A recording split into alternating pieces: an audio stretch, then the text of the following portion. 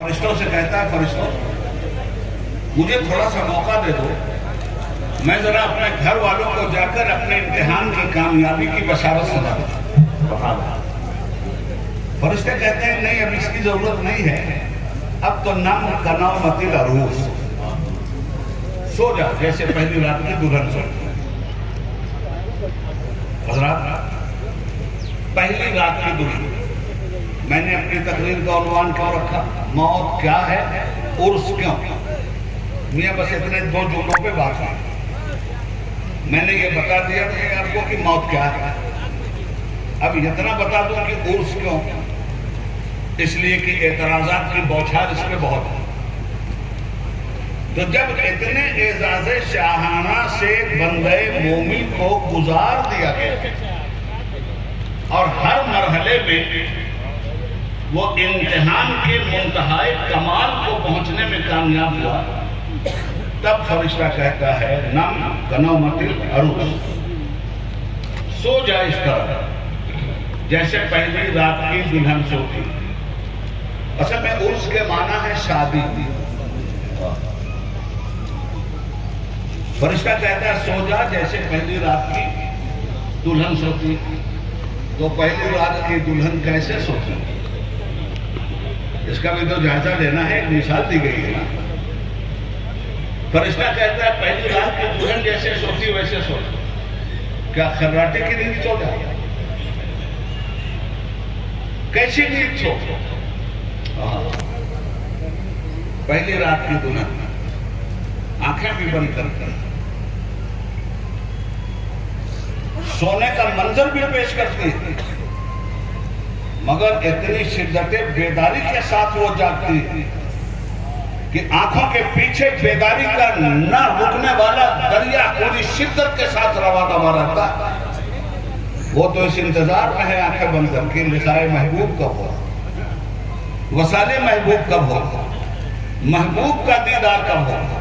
یہاں قبر میں جو یہ سلایا جا رہا ہے بندے مومن، یہ بھی اسی طرح سو رہا ہے، وصال یار کے لیے سو رہا ہے، اپنے لقائے محبوب کے لیے سو رہا ہے۔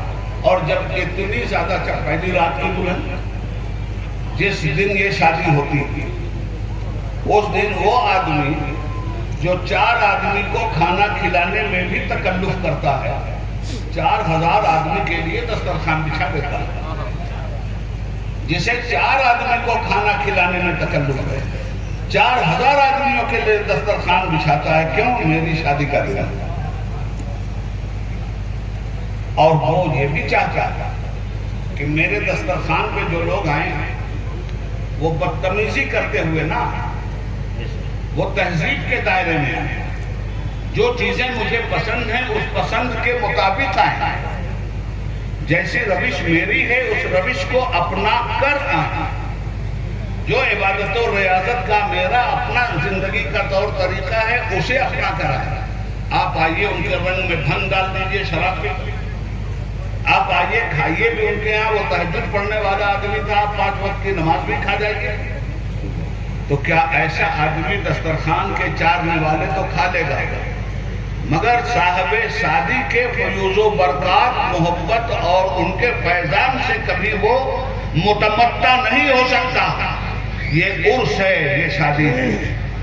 اس شادی کے موقع پہ آپ آئیں، یہ لقائے محبوب سے ملنے کی منزل اور گھڑی ہے جس میں دنیا سے جانے والا بندے مومن اپنی فیاضیوں کے دسترخوان آپ کے لیے بچھاتا ہے، مگر وہ یہ بھی بتا کے جاتا ہے کہ اے میرے مرید، تو صرف ارادت تیری مرید ہونے تک کی حد تک نہیں تھی، میرا ارادہ تجھے مراد تک پہنچانے کا تھا۔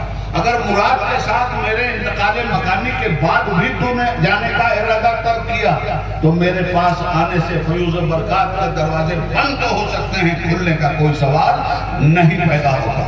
اس لیے جب عرس میں آپ آئیں تو اس بات کو ضرور ذہن میں رکھیں کہ صاحب عرس کا طریقہ کیا ہے، صاحب عرس کا عقیدہ کیا ہے، صاحب عرس کا عمل کیا ہے، صاحب عرس کی پرہیزگاری کیا ہے، صاحب عرس کو ناپسندیدہ چیزیں کیا کیا، صاحب عرس کی پسندیدہ چیزیں اور رضا و رغبت کیا کیا۔ اگر آپ اس طرح سے ان کے فیض و برکات کو حاصل کرنے کے لیے بارگاہ مقربین الہی میں آتے ہیں، تب تو یقیناً آپ کے لیے فیوز و برکات کے دروازے کھلے گئے.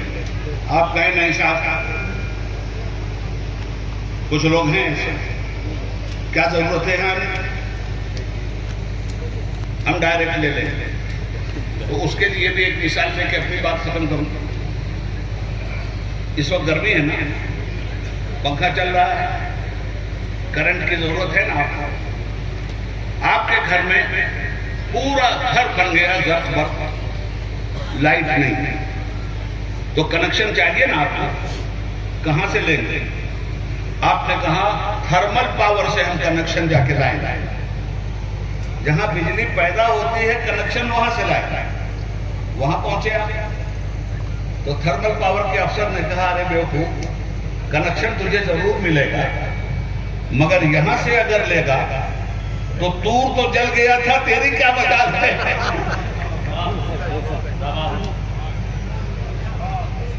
ڈائریکٹ کنیکشن مانگا تو تھا اور کہہ دیا صاحب کنیکشن میں کہ نہیں دیکھ سکتے, مگر جب ضد رہی تو کہا ٹھیک ہے کنیکشن کا ایک ذرہ ڈال دیتا ہوں کوہ طور پہ, اگر یہ برداشت کر رہے ہیں تو موسیٰ تو مجھے دیکھ لے گا.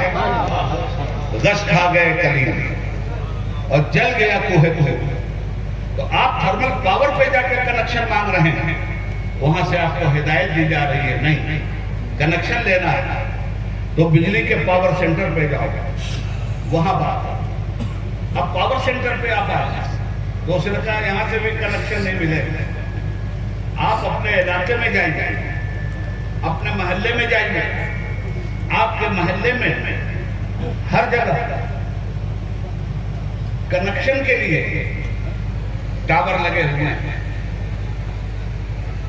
آپ وہاں سے کنیکشن لیجیے.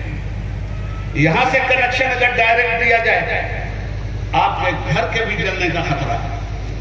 اب آپ آئے ٹرانسفارمر کے پاس اور وہاں سے گھر کا کنیکشن آپ نے جوڑا تو فیضان کہاں سے آ رہا؟ تھرمل پاور سے. بجلی کہاں سے سپلائی ہو رہی ہے؟ بجلی گھر سے. کنیکشن کہاں سے لے رہے ہیں آپ؟ ٹرانسفارمر سے. پھر ٹرانسفارمر سے بھی کنیکشن لیتے وقت آپ سے یہ کہہ دیا گیا کہ ضروری نہیں ہے کہ کنیکشن ہر وقت ایک ہی طرح کا آتا ہو, کبھی کم بھی آئے گا اور کبھی زیادہ آ کے آپ کے سارے بلب کو اڑا بھی دے گا. اس لیے ایک کام احتیاطاً اور کر لیجئے, اسٹیبلائزر لگا لیجئے تاکہ یہ بجلی کنٹرول کی جا سکے. تو اس طرح سے بجلی سے آپ فائدہ اٹھاتے ہیں. رب العالمین کی بارگاہ کا فیض رسول اللہ کی بارگاہ میں آتا ہے. رسول اللہ کی بارگاہ کا فیض اولیاء کرام کی بارگاہ میں آتا ہے, اور اولیاء کرام کی بارگاہ کا فیض ان کے صالح خلفاء کی بارگاہ میں آتا ہے. یہ خلفاء اسٹیبلائزر ہے. اس طرح سے آپ محفوظ بھی رہیں گے, روشنی بھی رہے گی, اندھیرے سے بھی دور ہوں گے. اللہ رب العزت حضرت مولانا سید شمس الضحیٰ کی قبر انور کو نور سے معمور فرما دے اور انہیں اعلیٰ سے اعلیٰ ترین مقام عطا فرمائے. والسلام علی من اتبع الہدیٰ. اس لیے ہم عرس مناتے ہیں. اب بات پوری آپ کی سمجھ میں آ گئی ہوگی, موت کیا ہے, عرس کیوں. خدا حافظ.